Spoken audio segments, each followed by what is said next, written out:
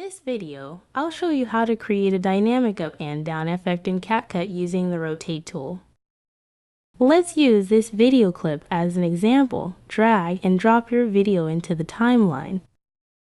To start the effect, move the clip upward or downward in the preview window to set its initial position. Next, duplicate the video by right-clicking the clip and selecting Copy, then paste it as an overlay on the track above the original. Select the overlay clip and locate the Rotate tool in the timeline toolbar. Click the Rotate button twice to flip the clip 180 degrees. For a mirrored effect, click the Mirror button to flip the overlay vertically.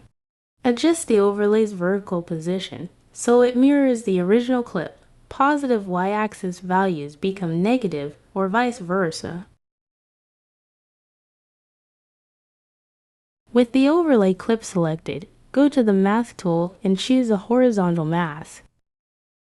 Drag the mask line to the center of the preview screen to split the frame and blend the two clips seamlessly.